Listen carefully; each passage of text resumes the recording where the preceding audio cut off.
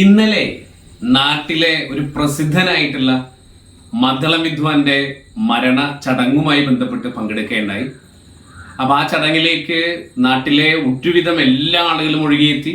അതിനപ്പുറത്തേക്ക് കേരളത്തിലെ തന്നെ അറിയപ്പെടുന്ന കലാകാരന്മാർ വരെയുണ്ടായി, സാംസ്കാരിക പ്രമുഖരായിട്ടുള്ള ആളുകൾ വരെയുണ്ടായി, MLA മാരുണ്ടായിരുന്നു, MP ഉണ്ടായിരുന്നു, മന്ത്രിമാരടക്കമുള്ള ആളുകൾ അതിൽ പങ്കെടുത്തിരുന്നുള്ളതാണ്. അതെല്ലാം കഴിഞ്ഞ് ഏറ്റവും ഒടുവിൽ നാട് മുഴുവൻ അദ്ദേഹത്തിന് വളരെ വേദനയോടെ അനുശോചനമൊക്കെ അറിയിച്ചിട്ടാണ് ആ ഒരു മരണാനന്തര ചടങ്ങ് അവസാനിക്കുന്നത്. അതിനെല്ലാത്തിനേക്കാളും ഉപരി സംസ്ഥാന സർക്കാരിന്റെ തികഞ്ഞ ഔദ്യോഗിക ബഹുമതികളോടുകൂടി തന്നെയാണ് അദ്ദേഹത്തിന്റെ ശവസംസ്കാര ചടങ്ങുകൾ നടക്കുന്നത്. അപ്പൊ ഒരു നാട് മുഴുവൻ അംഗീകരിക്കപ്പെട്ട തലത്തിലേക്ക് അദ്ദേഹത്തിന് വളരാനും ഉയരാനും കഴിഞ്ഞത് എങ്ങനെയാണ് എന്നത് ഈ ഒരു ചർച്ചയിലൂടെ പരിശോധിക്കണമെന്ന് ആഗ്രഹിക്കുന്നു.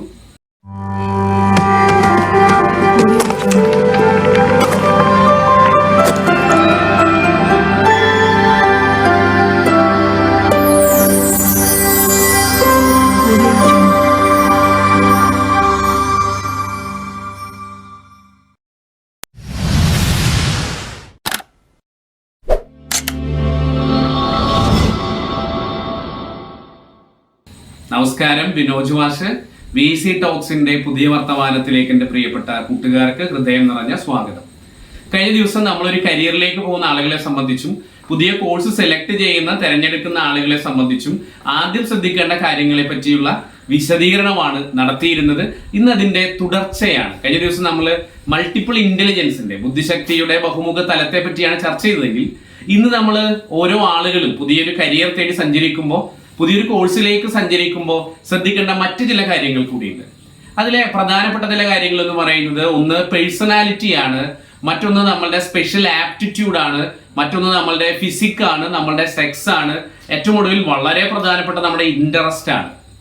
അപ്പൊ നമ്മുടെ പേഴ്സണാലിറ്റി എന്ന് പറയുമ്പോൾ നമുക്കറിയാം, പലപ്പോഴും ഡൊമിനന്റ് ആയിട്ടുള്ള പേഴ്സണാലിറ്റിയുള്ള ആളുകൾ ഉണ്ടായിരിക്കും, സബ്മിസീവ് പേഴ്സണാലിറ്റികൾ ഉണ്ടായിരിക്കും, ഇൻട്രോവർട്ട് ആയിട്ടുള്ള ആളുകൾ ഉണ്ടായിരിക്കും, എക്സ്ട്രോവർട്ട് ആയിട്ടുള്ള ആളുകൾ ഉണ്ടായിരിക്കും.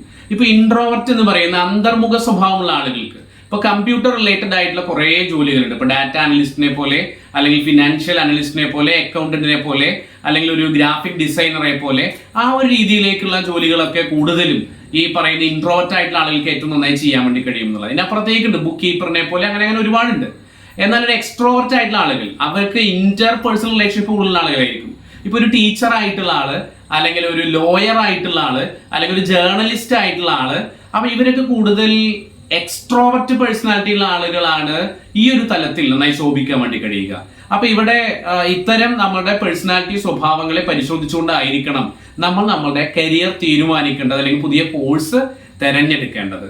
അല്ലെങ്കിൽ ഇപ്പൊ നമ്മൾ പറയും ഡൊമിനന്റ് പേഴ്സണാലിറ്റിയുള്ള ആളുകളാണെങ്കിൽ, ഇപ്പൊ സിവിൽ സർവീസ് തസ്തികകളിലേക്ക് പോകുന്ന ആളുകൾ, എസ്പെഷ്യലി IPS തലത്തിലേക്ക് പോകുന്ന ആളുകൾക്ക് ഒരല്പം ഡൊമിനന്റ് ക്യാരക്ടർ ഉണ്ടെങ്കിൽ അതൊരു തെറ്റല്ല എന്നുള്ളതാണ് വസ്തുതാപരമായ വിശകലനം. അല്ലെങ്കിൽ സബ്മിസീവ് ആയിട്ടുള്ള ആളുകൾക്ക് അതിനനുസരിച്ചുള്ള ചില ജോലികൾ. അപ്പൊ നമ്മുടെ പേഴ്സണാലിറ്റി നമ്മുടെ കരിയറുമായി വളരെയധികം ബന്ധപ്പെട്ട് കിടക്കുന്ന ഒന്നാണെന്ന് നമ്മൾ തിരിച്ചറിയണം. മറ്റൊന്ന് നമ്മുടെ സ്പെഷ്യൽ ആപ്റ്റിറ്റ്യൂഡ് ആണ്. ഇപ്പൊ മ്യൂസിക്കൽ ആയിട്ടുള്ള സ്പെഷ്യൽ ആപ്റ്റിറ്റ്യൂഡുള്ള ആളുകൾ, അല്ലെങ്കിൽ ആർട്ടിസ്റ്റ് റിലേറ്റഡ് ആയിട്ടുള്ള പിക്ചർ മീൻസ് ചിത്രരചനയുമായി ബന്ധപ്പെട്ടിട്ടുള്ള പ്രത്യേക ആപ്റ്റിറ്റ്യൂഡുള്ള ആളുകൾ, അല്ലെങ്കിൽ സ്കൾപ്ചറിങ്ങുമായി ബന്ധപ്പെട്ട നിർമ്മാണവുമായി ബന്ധപ്പെട്ട അങ്ങനെ അങ്ങനെ, അല്ലെങ്കിൽ ഇപ്പൊ സ്പോർട്സിൽ തന്നെ, ഇപ്പൊ എസ്പെഷ്യലി ഫുട്ബോളിലായാലും ക്രിക്കറ്റിലായാലും ഒക്കെ വിശിഷ്ട്യ ഉള്ള അഭിരുചി കാണിക്കുന്ന ആളുകൾ ഉണ്ടെങ്കിൽ അത് വളരെയധികം ശ്രദ്ധിക്കേണ്ട ഒന്നാണ്. അവർ അത്തരം മേഖലയിലൂടെ തന്നെ സഞ്ചരിക്കണം എന്നുള്ളതാണ്. അതോടൊപ്പം തന്നെ നമ്മൾ ശ്രദ്ധിക്കേണ്ട മറ്റൊരു കാര്യമാണ് നമ്മുടെ ഫിസിക് എന്ന് പറയുന്നത്. നമ്മുടെ ശാരീരിക അവസ്ഥ, നമ്മുടെ ഉയരെ കൂടുതൽ അല്ലെങ്കിൽ ഉയരെ കുറവ്, നമ്മുടെ കണ്ണിന്റെ, നമ്മുടെ ശരീരത്തിന്റെ ഒക്കെ ഒരു സ്ട്രക്ചർ എന്ന് പറയുന്നത് നമ്മുടെ ജോലിയുമായി, നമ്മുടെ കരിയറുമായി വളരെ ബന്ധപ്പെട്ട് കിടക്കുന്നു. ഉദാഹരണത്തിന് കാഴ്ചശക്തിയുമായി പ്രശ്നമുള്ള ആളുകളാണെങ്കിൽ അവർക്ക് ഈ പറഞ്ഞ പോലെ പൈലറ്റ് റിലേറ്റഡ് ആയിട്ടുള്ള പല ജോലികൾക്കും പ്രശ്നങ്ങൾ ഉണ്ട് എന്നുള്ളതാണ്. അല്ലെങ്കിൽ അവിടെ കുറെ ലിമിറ്റേഷൻസ് കടന്നു വരാനുള്ള സാധ്യത വളരെ കൂടുതലാണ്. അല്ലെങ്കിൽ ശാരീരികമായ എന്തെങ്കിലും അയോഗ്യതയുള്ള ആളുകൾക്ക് ആർമി സെക്ടറിലേക്ക്, ഇപ്പൊ NDA പോലെ ടെസ്റ്റുകളിലേക്ക് പോകുമ്പോൾ ഫിസിക്കൽ എക്സാമിനേഷൻസ് പറയുന്നത് വളരെ കൂടുതലായിട്ടുണ്ടാവും. അപ്പൊ അവിടെ നമ്മുടെ ഫിസിക്ക് നമ്മൾ പരിശോധിച്ചുകൊണ്ടായിരിക്കണം നമ്മുടെ കരിയർ നമ്മൾ സെലക്ട് ചെയ്യേണ്ടത് എന്നതുകൂടി നമ്മളൊന്ന് നോക്കി പോവേണ്ടതുണ്ട്. മറ്റൊന്ന് നമ്മളുടെ സെക്സ് ആണ്. അപ്പൊ നമുക്കറിയാം, മെയിൽ ഫീമെയിൽ ഒരു തരത്തിലുള്ള ഡിഫറൻസിയേഷനും ഇല്ല, ഒരു തരത്തിലുള്ള ഡിസ്ക്രിമിനേഷൻസും ഇല്ല എങ്കിൽ പോലും ചില ജോലികൾക്കൊക്കെ ചില മെയിൽ ഫീമെയിൽ ഒരു കാറ്റഗറി സ്പെഷ്യലൈസേഷൻ അവിടെ ഉണ്ടായിരിക്കും. അതും നമ്മളൊന്ന് പരിശോധിച്ച് പോവേണ്ടതുണ്ട്. ഇത് എൻ്റെ ഒരു സെക്സിനോട് അത്രമേൽ ചേർന്ന് നിൽക്കുന്നതാണോ എന്ന് പരിശോധിച്ചിട്ടായിരിക്കണം പലപ്പോഴും പല കരിയറിലേക്ക് നമ്മൾ പോകുമ്പോൾ ശ്രദ്ധിക്കേണ്ടത്. എന്നാൽ ഇതിനെല്ലാത്തിനേക്കാളും ഉപരി ഏറ്റവും പ്രധാനമാണ് നമ്മുടെ ഇൻട്രസ്റ്റ്. അപ്പൊ ഇൻട്രസ്റ്റിനെ എക്സ്പ്ലെയിൻ ചെയ്യണമെങ്കിൽ വളരെ പ്രധാനപ്പെട്ട ഒരു ആശയം നമ്മൾ ബോധ്യപ്പെട്ടു പോവേണ്ടതുണ്ട്. ആ ആശയമാണ് ജാപ്പനീസ് ടെക്നിക് ആയിട്ടുള്ള ഇക്കിഗായ്. ഞാൻ തന്നെ ഈ VC ടോക്സിന്റെ വർത്തമാനത്തിന് മുമ്പ് ഇക്കിഗായിയെ പറ്റി വിശദീകരിച്ചിട്ടുണ്ട്. അപ്പൊ അത്ര ഒരു ആഴത്തിലേക്ക് പോകുന്നില്ല. നമുക്ക് കരിയറുമായി ചേർത്ത് വെച്ചുകൊണ്ട് എങ്ങനെ നമുക്ക് ഇക്കിഗായി തിരിച്ചറിഞ്ഞു പോവാം എന്നതാണ് ഇന്നത്തെ വർത്തമാനത്തിൽ പറയാൻ വേണ്ടി ഉദ്ദേശിക്കുന്നത്. അപ്പൊ ഇക്കിഗായ് എന്ന് പറഞ്ഞു കഴിഞ്ഞാൽ 4 ആശയങ്ങളാണ്. പാഷനും, പ്രൊഫഷനും, വൊക്കേഷനും, മിഷനുമാണ്. പാഷൻ എന്ന് പറഞ്ഞു കഴിഞ്ഞാൽ വാട്ട് യു ലവ് എന്നുള്ളതാണ്. നിങ്ങൾ എന്താണ് ഇഷ്ടപ്പെടുന്നത്, ഏത് കാര്യം ചെയ്യാനാണ് നിങ്ങൾക്ക് അത്രമേൽ ഇഷ്ടം തോന്നുന്നത്, നിങ്ങൾക്ക് ഒരു മടുപ്പില്ലാതെ ചെയ്യാൻ തോന്നുന്ന കാര്യങ്ങൾ എന്തൊക്കെയാണ്, അതാണ് നമ്മുടെ പാഷൻ എന്ന് പറയുന്നത്. എന്നാൽ നമ്മുടെ പ്രൊഫഷൻ എന്ന് പറഞ്ഞു കഴിഞ്ഞാലോ, ആ ഒരു പ്രവർത്തനത്തിൽ നമ്മൾ മറ്റുള്ളവരുമായി താരതമ്യം ചെയ്യുമ്പോൾ എത്ര കണ്ട എക്സലൻസി നമുക്കുണ്ട്, വാട്ട് യു ഗുഡ് അറ്റ് എന്നുള്ളതാണ്. നമ്മൾ എത്ര കണ്ട് അതിൽ നല്ല രീതിയിലുള്ള പ്രാഗൽഭ്യം കാണിക്കുന്നു, ദാറ്റ്സ് പ്രൊഫഷൻ എന്ന് പറയും. അപ്പോൾ പാഷനിൽ നിന്നാണ് പ്രൊഫഷൻ വരുന്നത്. ഈ പ്രൊഫഷനിൽ നമ്മൾ ഏർപ്പെടുമ്പോൾ നമുക്ക് പെയ്ഡാണ് ആ പ്രൊഫഷൻ എങ്കിൽ it's set to be vocation. അതാണ് നമ്മൾ വൊക്കേഷൻ എന്ന് പറയുക. അപ്പൊ നമുക്ക് പേയ്മെന്റ് ലഭിക്കുന്നു, നമ്മൾ അതിൽ വളരെ പ്രാഗൽഭ്യമുള്ള ആളാണ്, ഒപ്പം തന്നെ നമുക്ക് ചെയ്യുമ്പോൾ ഭയങ്കര സന്തോഷവും ഇഷ്ടവും ഉണ്ട്. ഇത് മാത്രമല്ല, ഈ കാര്യങ്ങൾ ലോകത്തിന് ഗുണകരമായിട്ടുള്ള ഒന്നായി വരുമ്പോൾ ലോകം മുഴുവൻ നമ്മളെ അംഗീകരിക്കും, ലോകം മുഴുവൻ നമ്മളെ ആദരിക്കും, നമുക്കതൊരു ചരിത്ര ദൗത്യമായി മാറും. Then it is set to be mission. അപ്പൊ വേൾഡ് നീഡ്സ് എന്നുള്ളതാണ്, ലോകത്തിന്റെ ആവശ്യകതയുമായി നമ്മുടെ പ്രൊഫഷനും വൊക്കേഷനും ചേർന്ന് നിൽക്കുകയാണെങ്കിൽ that is set to be mission. അതാണ് നമ്മുടെ ചരിത്ര ദൗത്യം എന്ന് പറയുന്നത്. ഞാൻ കഴിഞ്ഞ ദിവസം ഒരു കലാകാരന്റെ മരണച്ചടങ്ങിൽ പങ്കെടുക്കുകയുണ്ടായി. ഈ നാട് മുഴുവൻ അദ്ദേഹത്തെ ആദരിക്കുന്നത് കണ്ടു, സംസ്ഥാന സർക്കാരിന്റെ ബഹുമതിയൊക്കെ അദ്ദേഹത്തിന് ലഭിക്കുന്നത് കണ്ടു. അപ്പൊ എന്തുകൊണ്ടാണ് അദ്ദേഹം എനിക്ക് ഏറ്റവും ഇഷ്ടപ്പെട്ട മദ്ദള കലയിലാണ് പ്രാവീണ്യം നേടിയത്. അത് അദ്ദേഹത്തിന് അത്രമേൽ ഇഷ്ടമായിരുന്നു. അത് പരിശീലിക്കുമ്പോൾ അദ്ദേഹത്തിന് നേരം പോകുന്നത് അറിയുന്നതേ ഉണ്ടായിരുന്നില്ല. അപ്പൊ അദ്ദേഹത്തിന്റെ പാഷനാണ്, അത് അദ്ദേഹം പ്രൊഫഷനാക്കി മാറ്റി. അതിലൂടെ അദ്ദേഹത്തിന് വരുമാനം ലഭിക്കുമ്പോൾ അത് വൊക്കേഷനായി മാറി. പിന്നീട് അദ്ദേഹം അതുമായി ബന്ധപ്പെട്ട പരിശീലനങ്ങൾ മറ്റു കുട്ടികൾക്ക് പകർന്നു കൊടുക്കാൻ തുടങ്ങി. അപ്പൊ ലോകത്തിന് ആ കല ആവശ്യമുണ്ട്, അദ്ദേഹത്തെ ആവശ്യമുണ്ട്. അപ്പൊ അത് അദ്ദേഹത്തിന്റെ ചരിത്ര ദൗത്യമായി മാറി. അതുകൊണ്ട് അദ്ദേഹത്തിന്റെ മരണാനന്തര ചടങ്ങിൽ നാട് മുഴുവൻ, ലോകം മുഴുവൻ അവിടേക്ക് എത്തി. സംസ്ഥാന സർക്കാർ തികഞ്ഞ ബഹുമതികളോടെ അദ്ദേഹത്തിന്റെ മരണാനന്തര ചടങ്ങിൽ പങ്കെടുത്തു എന്നുള്ളതാണ്. ഇത് നമുക്ക് എല്ലാവർക്കും സാധിക്കുന്ന ഒന്നാണ്. അപ്പൊ നമ്മൾ ഏറ്റവും അധികം ഇഷ്ടപ്പെടുന്ന കാര്യമാണ് നമ്മുടെ പാഷൻ. നമ്മൾ തിരിച്ചറിയണം, അതാണ് നമ്മൾ പ്രൊഫഷനാക്കി മാറ്റേണ്ടത്. അത് നമുക്ക് പേയ്മെന്റ് കിട്ടുന്ന ഒരു കാര്യം കൂടിയാകുമ്പോൾ അത് വൊക്കേഷനായിട്ട് മാറും.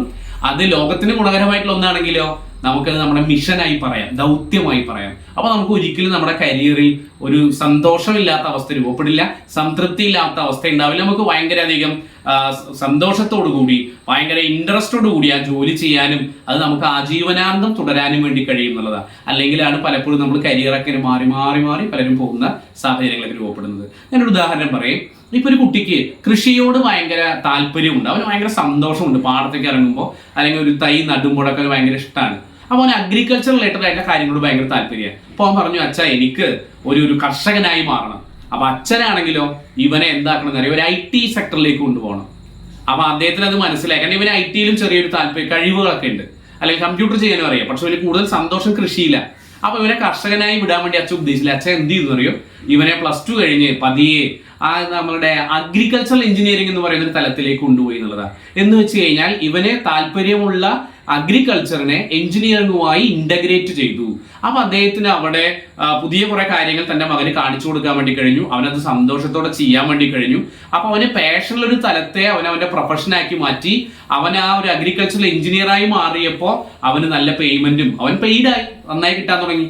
പിന്നെ അവൻ ഈ സമൂഹത്തിന് വേണ്ടി അതിനെ ഉപയോഗപ്പെടുത്തി ഈ പറയുന്ന പ്രെസിഷൻ അഗ്രികൾച്ചർ എന്ന രീതിയിലേക്കും, അതുപോലെ തന്നെ അഗ്രികൾച്ചർ ഓട്ടോമേഷനിലേക്കും, അഗ്രികൾച്ചർ ഡാറ്റ അനാലിസിസിലേക്കും, റിമോട്ട് സെൻസിങ്ങിലേക്കും, GISലേക്കും ഒക്കെ അവൻ തന്റെ പഠനത്തെ വ്യാപിപ്പിച്ചു എന്നുള്ളതാണ്. അപ്പൊ അവന്റെ ആ ഒരു മേഖലയിൽ ലോകത്തിന് മുഴുവൻ ആവശ്യമുള്ള ഒന്നായി മാറി.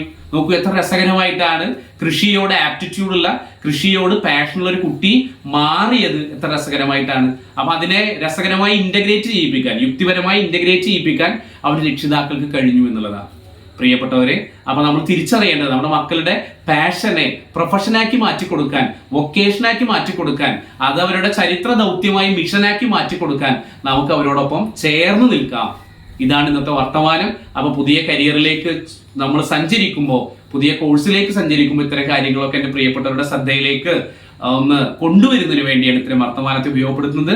ഈ വർത്തമാനമൊക്കെ പ്രിയപ്പെട്ടവർക്ക് ഇഷ്ടപ്പെടുകയാണെങ്കിൽ ഇത് ലൈക്ക് ചെയ്യുക, നിങ്ങളുടെ നിർദ്ദേശങ്ങൾ കമന്റായി രേഖപ്പെടുത്തുക. ഇത് ഗുണകരമാണെന്ന് തോന്നുകയാണെങ്കിൽ മറ്റുള്ളവർക്കായി പങ്കുവെക്കുക. മറ്റൊരു വർത്തമാനമായി നമുക്ക് വീണ്ടും കാണാം.